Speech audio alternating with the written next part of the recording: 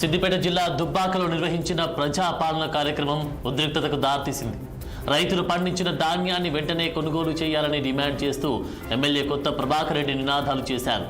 ఈ క్రమంలో ఆయన మాట్లాడుతూ ఉండగా అధికారులు మైక్ కట్ చేయడంతో ఎమ్మెల్యే తీవ్ర ఆగ్రహానికి గురయ్యారు. సహనం కోల్పోయిన ఆయన చేతిలోని మైక్ను స్టేజ్ పైనే నేలకేసుకుంటారు.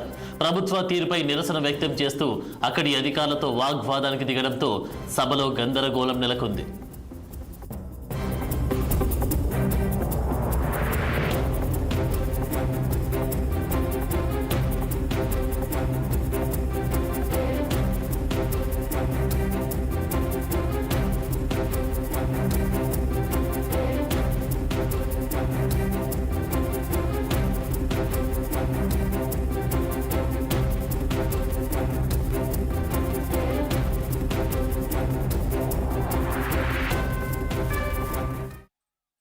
సిద్దిపేట జిల్లా దుబ్బాకలో నిర్వహించిన ప్రజాపాలన కార్యక్రమం ఉద్రిక్తతకు దారితీసింది.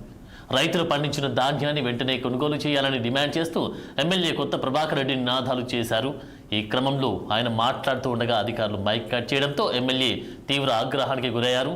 సహనం కోల్పోయిన ఆయన చేతిలోని మైక్ను స్టేజ్ పైన నేలకేసుకొట్టారు.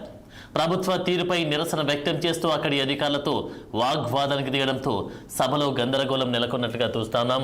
ఇదే అంశానికి సంబంధించి మా సిద్దిపేట ప్రతినిధి స్వామి తాజా అప్డేట్స్ అందిస్తారు. స్వామి, కాంగ్రెస్ ప్రభుత్వం అధికారంలోకి వచ్చిన తర్వాత 2 సంవత్సరాల నుంచి కూడా ప్రభుత్వానికి సంబంధించినటువంటి పనులు సరిగ్గా జరగట్లేదు అని చెప్పేసి కూడా కొత్త ప్రభాకర్ రెడ్డి ఆయన చేతిలో ఉన్నటువంటి సమావేశంలో చేతిలో ఉన్నటువంటి మైక్ ను చూసినటువంటి సందర్భం కనిపిస్తా ఉంది. అయితే ప్రభుత్వ యంత్రాంగం మొన్న 99 ప్రజాపాలనలో భాగంగా ఎమ్మెల్యే హాజరు కావాల్సిన ప్రోగ్రాం ఉంది. దీంట్లో హాజరైన తర్వాత ఈ వరికి సంబంధించినటువంటి ఏదైతే ఐకేపీ సెంటర్ల ద్వారా రైతులకు సకాలంలో ఈ వరి ట్రాన్స్పోర్ట్ చేయాలి, ఎంబడెంబడే డబ్బులు ఇవ్వాలని చెప్పేసి కూడా ఈ రైతులు అడుగుతున్న నేపథ్యంలో ఇప్పుడు ఐకేపీ సెంటర్ల ద్వారా కానీ ఎక్కడైనా కూడా మొత్తం పేరుకుపోయి వడ్లు ఉన్నాయి. సో ఎందుకు మీరు తీసుకోవట్లేదు అని నేను చెప్పిన దాన్ని మీరు ఎందుకు ఆచరించట్లేదు అని చెప్పి కూడా ఈ సమావేశంలో ఆయన కోపానికి ఒకసారి రావడం జరిగింది. సో ఇప్పటికైనా కాంగ్రెస్ ప్రభుత్వం కళ్ళు తెరిచి గతంలో పండించిన పంట కంటే ఈసారి వరి ధాన్యం ఎక్కువ వచ్చింది. ఇప్పుడు అంటే ఈ వర్షాకాలం సమీపం లోపల ఇదంతా క్లియర్ చేసుకుంటే కనుక రైతులు వ్యవసాయానికి సంబంధించిన పనులు చేపడతారు. ఇప్పటికే ఈ ఎక్కువ పంట పండింది, ఇట్లా రైతులను ఇబ్బంది పెడతా ఉంటే చాలా సమస్య అవుతుందని చెప్పేసి కూడా ఆయన ఈ సమావేశంలో తన అభిప్రాయాన్ని తెలియజేశారు.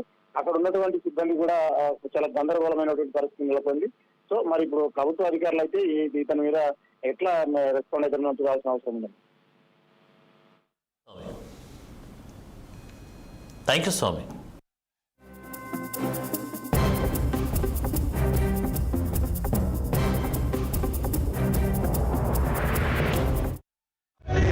మా మెదక్ జిల్లాలో మరి సిద్దిపేట జిల్లాలో 4 లక్షల మెట్రిక్ టన్నుల వరిధాన్యం ఉత్పత్తి అయితే మరి 2 లక్షల పైచిలుకు ధాన్యం దుబ్బాక నియోజకవర్గంలో మరి పండిన ఘనత ఈరోజు అప్పటి ముఖ్యమంత్రి కేసీఆర్ గారు కాళేశ్వరం ప్రాజెక్టు ద్వారా మల్లన్న సాగర్ ద్వారా కొండపోచమ్మ ద్వారా రంగనాయక సాగర్ ద్వారా వచ్చిన నీటితోటి ఈ రోజు రాష్ట్రంలోనే అత్యధికంగా మరి పంట పండిన నియోజకవర్గం ఇది మా దుబ్బాక నియోజకవర్గం. మరి ముఖ్యంగా నెల రోజుల నుంచి పాపమ్మ రైతులు నానా అవస్థ పడుతున్నారు. నేను ప్రతి కళ్ళంల విషయంలో అధికారులతోటి కానీ కలెక్టర్లతోని డిస్ట్రిక్ట్ సివిల్ సప్లై ఆఫీసర్లతోటి అనునిత్యం మేము మీటింగ్ పెట్టి ఏం జరుగుతున్నది, ఇక్కడ వరి ఎవరు కొంటున్నారు, ఏమైతుందని చెప్పి ప్రశ్నిస్తే మరి ఎవరు కూడా సమాధానం లేదు.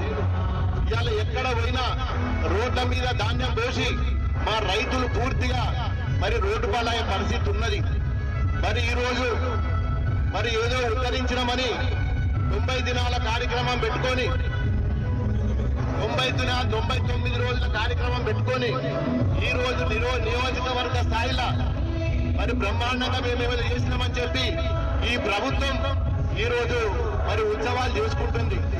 దాన్ని పూర్తిగా మా నియోజకవర్గంలోని జిల్లాలోని సర్పంచులు కానీ మరి అదే విధంగా మరి అన్ని వర్గాలకు సంబంధించిన ప్రతి ఒక్కరు కూడా ఈ మీటింగ్ ను పూర్తిగా మరి విస్మరిస్తున్నారు.